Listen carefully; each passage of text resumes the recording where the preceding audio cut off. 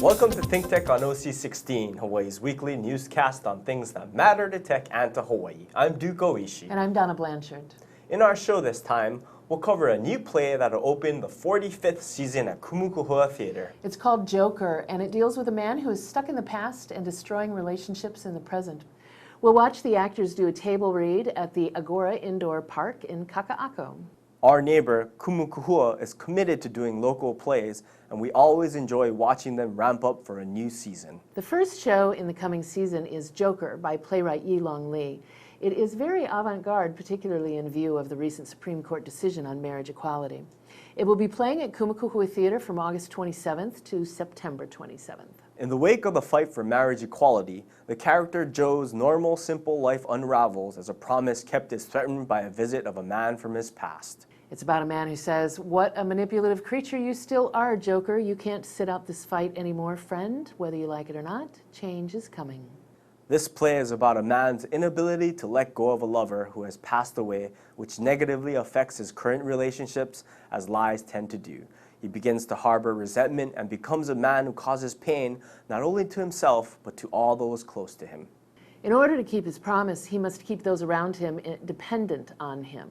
He holds back his wife's business development and intrudes on his stepson's relationships with his peers while developing brutal resentment for the games he must continue to play and crippling his ability to let go of them. Love, secrets, and betrayal abound in this realistic look into lives touched by a fear of exposing one man's love for another. We went to Agora to see a reading of the play by its actors. Here's what that looked like. What's happening? Marriage? The day you wrote about? I read about that in the paper. I was surprised. It comes up every once in a while, but the press usually played it down. Your words encourage so many people in our country. You were a pioneer. And now that marriage is finally coming to the Pacific. History is not for us to make.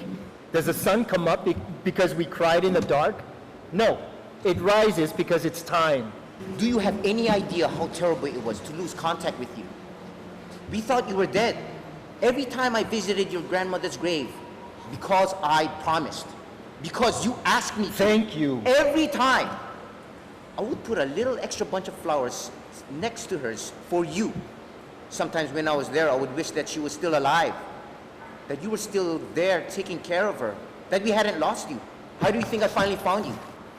If you want nothing to do with us, why did you write your name down in the first place? My name? There can't be that many jokers left here in Honolulu. You're a complete stranger to me. Where's the Joker I knew? He died a long time ago. I see. Sorry, dear. I have to go. You just got here. What's the rush? I just remembered I have something to do. I need to find someone. Oh, you have a friend waiting for you? Sort of. Did you tell him I used the leftover meat in the fridge? You did, right? He'll be back. You sure? Never been so damn sure. But he didn't even try the food. I'm so disappointed I might have a stroke. I hate to wake you. No, I don't sleep much. Just working on the cookies. Fortune cookies. Yeah, we just started last year. Hey, funny story. A few months ago, some guy didn't have enough money for a tip, so instead he taught me something interesting about fortune cookies. No, they're all the same flavor, honey. How could you not know that? So anyway, he taught me how to take out the original slip and put in my own.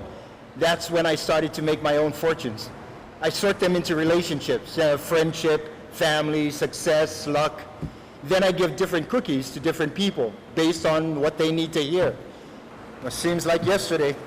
You were this big boy, but you still wanted your dad to carry you on his back. I was tired. So was your dad. I remember I said I'd do it, but you'd only let me if I bought you some ice cream. Honeydew. Yeah, honeydew. And you just threw it on the floor. Hey, good thing that Velvet liked it. She licked everything up and your mom never knew. Relax. You're too stiff. Now swing. Slower. Where are your eyes looking? All right, close them. No, look at me. Okay, now that's better. What if she raises her eyes, looks at you, smiles at you? What would you say? You have beautiful eyes. Yeah, we're having a little father and son talk. Well, in this case, stepfather and son. Oh, here it is, size small. Come over here. What's this? Try it on. I don't think so. Oh, too small? Too ugly. What? It's so cute. Put it on. You're always bugging me for new clothes. Never out of fashion. Ah, These shirts look good on you. Ray starts to put on the rainbow tee. I swear if I squinted, I'd think it's him standing in front of me. Can we discuss this tomorrow? I have a headache. I know what "let's discuss this tomorrow" means. We spoke to some of the actors during the intermission of the reading, and this is the kind of feedback we got. We're in intermission of the first read-through of the first play of our 45th season at Kumu Kahua Theater. It's kind of exciting. Earlier we had the artistic director of the theater talked a little bit about the season and the arc of everything that's within it. And what I think is really cool about everyone coming together for this announcement and for this gig is that, you know, in a lot of theaters, that when they announce their seasons, it's a lot of shows that you heard of before. It's Sam Shepard plays and Tracy Letts and Andrew Lloyd Webber. Our shows are never any of those people. They're no one that you've heard of before. But the fact that these people are loyal to the theater and come out and they want to hear this, they want to hear about the plays that we're doing that were written by, you know, someone who went to school with your dad or with your kids, or, you know, all of the shows in our upcoming season are modern. They're about life right here, right now in Hawaii. Will Kahele here is not only the director of this show that we're doing a read-through of tonight, but he's also an actor in our current show, Echoes of That Red Guitar by Lee Tonouchi. I really like it. I saw it at when it was performed at the University of Hawaii last season. And I really liked it, and I thought it should be produced by Kumu Kahua, and a lot of people thought the same thing, and I'm really happy that it is, and I'm happy that I get to direct it too. Eating at a table is so, the actors haven't had a chance really to delve into the character, and we haven't had a chance to collect all the nuances of the character and do some background and, you know, discover why each character is like that. So we did our best last night, and, you know, I gave them a few notes, but yeah, I don't think it's anything compared to, you know, what they're gonna do on stage. Joker is married to Lynn and raising her son, his stepson. Joe had a previous relationship, unbeknownst to everyone, the family, with Lynn's husband who had passed away. And he had made a promise to the husband or to his lover that he would make sure that the son, you know, was going to be raised right. And so he makes this promise, but it's also a story about him not being able to let go, you know, of this person that he loved so much. And in the course of the story, we see him and how this relationship is starting to come to light, and how it's starting to crumble at the same time, with the entrance of his friend from the Philippines, who is Frank, and everything just comes at the same time, and it's kind of cool, you know, to see like the marriage equality thing coming to Hawaii, and his friend is also coming from the Philippines and wants him to go back with him, you know, to fight for marriage equality in the Philippines, and yeah, it all comes to a head and it just explodes, and I think it's a beautiful explosion. I think there's something very magical about a table reading in that all of the energy is focused in reading those lines with the actors, and usually this happens very early on in the process, so everybody is running on instinct, and a lot of magical things happen just because of that, just by virtue of the fact that you're not worrying about what your hands are doing. You are just in those lines, and a lot of discovery happens in that process, and clearly a lot of discovery happens for the director as well when they get a chance to witness that with their actors. I think because it has a profound message, I think it's relevant to what's going on today. And I personally am a believer in equality for all people, whether it be for gay marriage and, you know, a number of things that's going on in our communities today. And so I think the message in this play is so relevant, so profound, and it's just such a tender play. I think it's just so, I mean, it would be a privilege to be in any way associated with it. So I'm just grateful that Will Kahele asked me to do the reading. We had one rehearsal last night, and it went off without a hitch, so They're great. They're great to work with. Yeah, we're really fortunate. I think Will did a great job of getting a group of actors and I think they're all committed to the story as well. That's always nice when you're working with actors that believe in the message and the story they're telling. We also spoke to Jason Kanda, a member of the board of Kumu Kahua Theater, about the theater and about how the play fits into its repertory. Jason is one of our members of our board. He was the president of the board. Actually, he's president of the board that helped recruit me to bring me here to work with the theater. He also played Joker, in the original production of this show at the university. I'm a past president. I've been on the board of directors for 10 or so years, and I sometimes act and sometimes direct plays. Out of all the theater companies in town, this is the one that's doing the work that I'm interested in seeing, and I love working on all the things that the Kumu Kahua does. We're at the forefront of generating new work. I think that's the main role. We want to encourage people to write about this place, and we want to encourage people to participate in the stories that are going to feed this community. I think your contribution needs to be even more widely acknowledged, so I'm going to take a picture of your loving family. The bill isn't even passed yet, and already reports of gay bashings are up in the city. And then they go to the hospital, where their lovers can't visit them because they're not married. Yes, so fight for visitation rights. Or we could just fight for marriage. And then what? Right, lots and lots of divorces. That's all right too. And when these relationships end, it proves what straight people have said about gays all along. How is that good for the community? How do you know these relationships will end? Everything ends. My own mother spit in my face. He spits on Joe. And I told myself I didn't care because I was proud. When I came out at my old job before the magazine, people either taunted me or ignored me. Sometimes I had to hide in the bathroom to compose myself so I could go out and work with my chin up. Coward. Please. Betrayer. I'm begging you. Murderer. Stop. I had to be here. I promised. Promised who? He wore it all the time. Who? The man I told you about. The man I fell in love with. How do you explain keeping this shirt to your wife? It belongs to Ray now. Your stepson? Are you crazy? Maybe I am. I must have been. Or why would I fall for a married man? Why would I agree to meet his family? Why would I think about killing myself after he died? Why would I say yes when he asked me to take care of his son? And we spoke to some of the people who were there to get their views on the play and the season. Ella's been coming to see shows at Kumu Kahua for quite some time and organizing groups from Pohainani. One sort of has to do something to get people involved. We try to get more seniors. We have not necessarily been successful in it. We've had season tickets at Kumu since I guess 1992 when we came back home.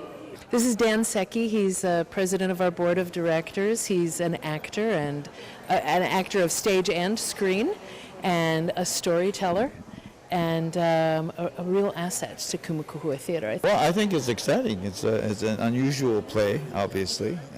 So we're hoping that people will like it. Actually, the whole season is kind of an interesting season. This is Denise Aiko Chenin. She is one of our board members also, and an actor who has done a lot of work at Kumu Kahua Theater as well as other theaters in the community. I enjoyed this play so thoroughly. I think it's a very important issue. Gay marriage just passed a year or two ago. It's the first gay play that will be mounted. I know TAG will be doing something similar, but we get to do the season opener. They did it at UH last year. They had only one weekend. I hope we hit a bigger audience, and the writer is incredible. English is his second language. He's not a native to Hawaii, and yet he can use the words. There's Manoa Rains, there's waiting in line at Zippy's. And I feel his words are so very special. I saw this show at the university also because I was in the same class when Yilong wrote the show. And I'm also a playwright. So I just wanted to see how it developed. It's very interesting. He did make some changes to his lines, and I'm just curious to see how the new staging is going to be, because I think he's got an interesting play here. It treats a subject that we don't usually discuss very openly, and he handles it very well, I thought. And we spoke to Donna Blanchard, who is one of our ThinkTech hosts and also the managing director of Kumu Kahua. So elated that so many people came out to be a part of our season announcement here. It's really special that people want to come out and hear the season announcement of shows that they've never heard of before. All of our shows in our upcoming season are modern day. They are what is happening in life right now here in Hawaii. They are a young man dealing with a football scholarship that's going to take him off the island, and he's not sure he wants to go be an asset to a community other than his own. They are people dealing with the drug problem on the North Shore, people dealing with what's going on with same-sex marriage and the acceptance of all of our communities on the island, and more. It's a really exciting season that Kumu Kahua just keeps getting better and better every year, and it's kind of amazing that that continues to happen, and I can't wait to stick around and see what happens next.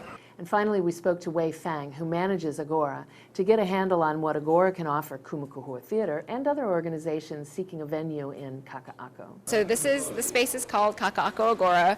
We opened about a year ago and have been basically functioning as a community arts venue primarily. So the space is open for any individual organization to book for an event, a gathering, a meeting. Let's see what else. It comes with all the AV tables and chairs, so it makes it really easy for community groups to gather, which we thought was the main mission of the space. It's important when we have a changing community to create spaces where people can get together, discuss, share, perform, have an experience together, because without those kind of spaces, I think the community quickly becomes quite anonymous, and then we know that anonymous communities aren't really very successful in the long run. So many things we find are sprouting up in Honolulu. Kumu Kahua has never been as active or as prolific as it is today. Its cultural offerings are more and more interesting, and its audience is more and more diverse and devoted. It is something we need to follow, not only in the context of the plays and the creativity of the people who create them, but also in development of its special brand of theater. Word has it that Agora has been given notice to leave. This is regrettable since it has become an important venue in Kaka'ako, and for that matter, Kaka'ako has become an important and promising neighborhood in our new city. We want to see venues like Agora continue. While we prefer green lawn parks, the notion of treating Agora as an indoor park does have some appeal among creative millennials, so we don't want to shut it down, particularly in favor of expensive condos. It seems like new artistic expressions like this are coming up all around us in the host culture and in Kaka'ako. They represent a new generation that seems to be finding, embodying, creating, and performing the arts, and that's a great place for our new society to begin. At the same time, we expect that this artistic consciousness will evolve into a political consciousness. We expect these millennials will go beyond just the arts and become a part of the larger community process. So what you see at Kumu Kahua and what you see in Agora is a sea change reflecting a new generation with passion and potential to affect and direct our society in the years to come. Watch this space and check it out on kumukahua.org.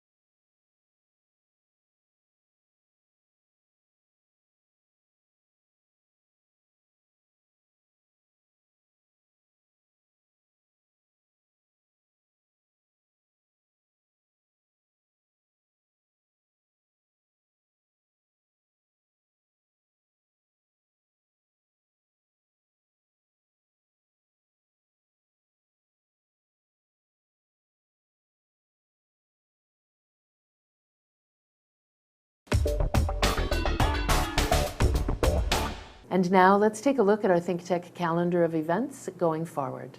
ThinkTech broadcasts its talk shows live on the internet from noon to 5 p.m. on weekday afternoons, and then we rebroadcast our earlier shows all night long. If you missed a show or want to replay or share any show, they're all archived on demand on YouTube. Visit thinktechhawaii.com for our weekly calendar and our live stream and YouTube links, or better yet, to sign up on our email list and get the daily docket of our upcoming shows. ThinkTech's new studio at Pioneer Plaza is really beautiful. We invite you to come down, see our studio, and be part of our live audience. Contact Jay Fidel at j@thinktechhawaii.com. Yes, be a part of our civic engagement here on ThinkTech. Do you like ThinkTech? Give us a thumbs up on YouTube or send us a tweet at ThinkTechHI. We want to know what you're thinking and how you feel about current issues and events affecting Hawaii. We want you to stay in touch with us, and we want to stay in touch with you.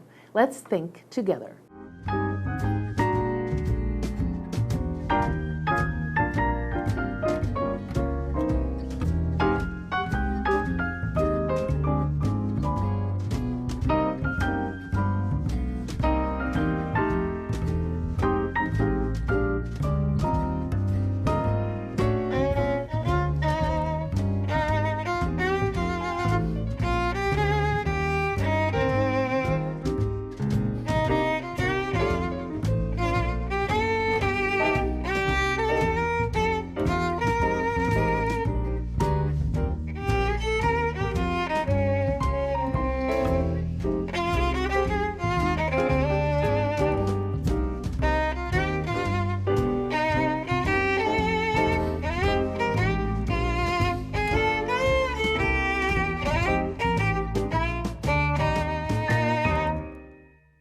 On Thursday, July 16th, ThinkTech will join with the Hawaii Energy Policy Forum in presenting Hawaii Clean Energy Day 2015 called Power to the People at the Laniakea YWCA.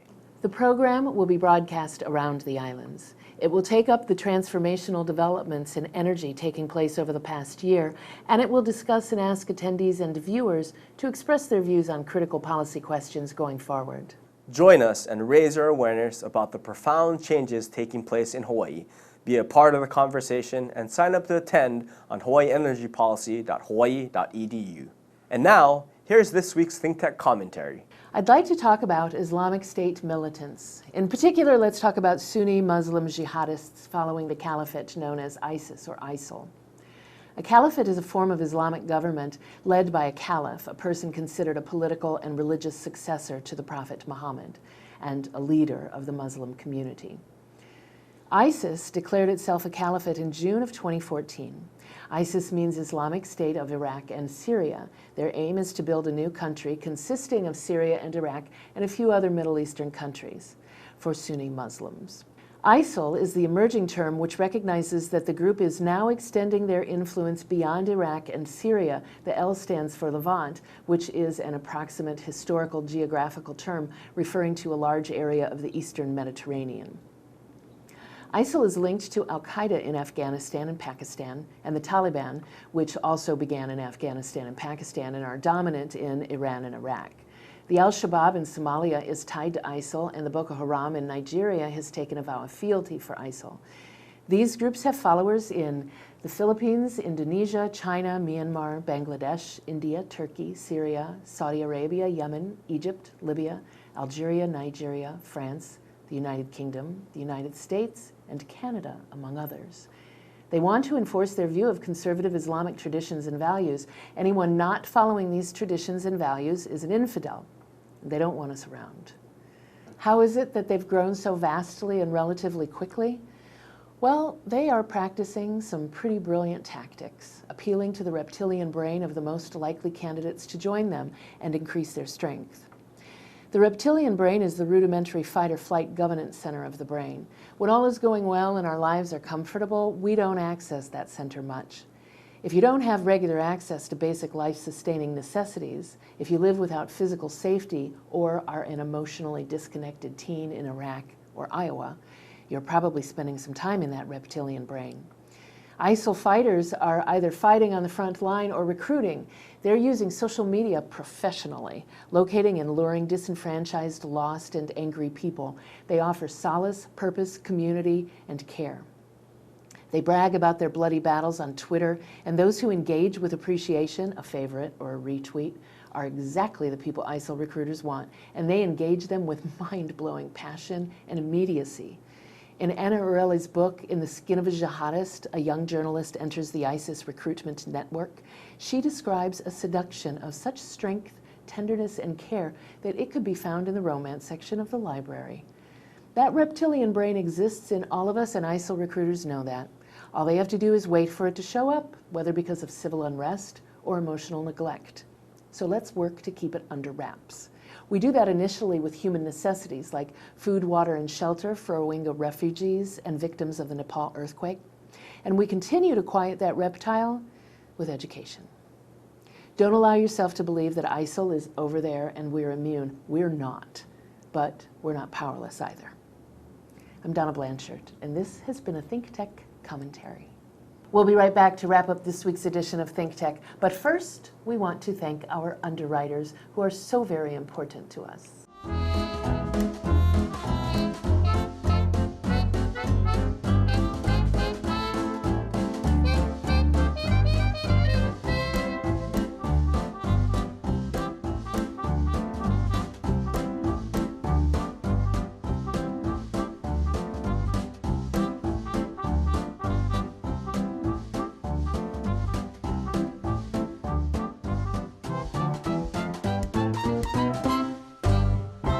Okay, Donna, that wraps up this week's edition of ThinkTech here in our brand new studio at Pioneer Plaza. Remember, you can watch ThinkTech on OC16 7 times every week. Can't get enough of it, just like J. Fidel does. For additional times, check out oc16.tv. Definitely, Duke. For lots more ThinkTech videos and for underwriting and sponsorship opportunities on ThinkTech on OC16, visit thinktechhawaii.com. Be a guest or volunteer, a producer or intern, yes, even an OC16 host like Duke and me, and help us reach and have an impact on Hawaii. Thanks so much for being a part of our ThinkTech family and for supporting our open discussion of tech, energy, diversification, and globalism in Hawaii.